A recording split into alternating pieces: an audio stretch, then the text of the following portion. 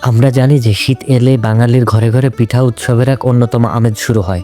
আর সেই পিঠা রাজ্যের অন্যতম জনপ্রিয় একটি নাম হচ্ছে পাটিসাপটা পিঠা। বিয়েবাড়ি কিংবা অনুষ্ঠান থেকে শুরু করে গ্রামের হাট বাজারে এই পিঠার বিশেষ এক কদর রয়েছে। আর জনপ্রিয় এই পিঠাটি বানানোর প্রসেসটা অন্য পিঠা থেকে একটু ভিন্ন।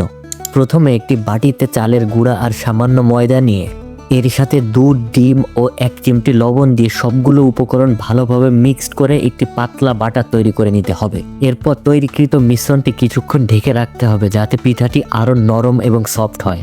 এরপর দ্বিতীয় পর্ব, চুলায় কড়াই বসিয়ে কোরানো নারকেল আর দুধ একসাথে মিশিয়ে নিতে হবে। মাঝারি আছে কিছুক্ষণ নারকেলগুলো নাড়াচাড়া করার পর এর মধ্যে খাঁটি খেজুরের গুড় দিয়ে দিতে হবে। সমস্ত মিশ্রণগুলো মিক্সড হয়ে গেলে এবার এলাচের গুঁড়া দিয়ে চুলা থেকে নামিয়ে নিতে হবে। পরবর্তীতে চুলার তাওয়ায় হালকা তেল মাখিয়ে গরম করে নিতে হবে।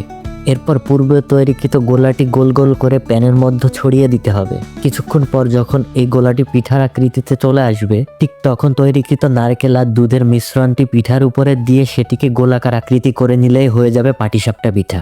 এই গরম গরম পাটিসাপটা পিঠা যখন প্লেটে সাজানো হয় তখন শুধু পিঠাই না, এর সাথে ফিরে আসে শীতের বিকেল আর গ্রাম বাংলা মায়ের হাতের পুরনো স্বাদের গল্প।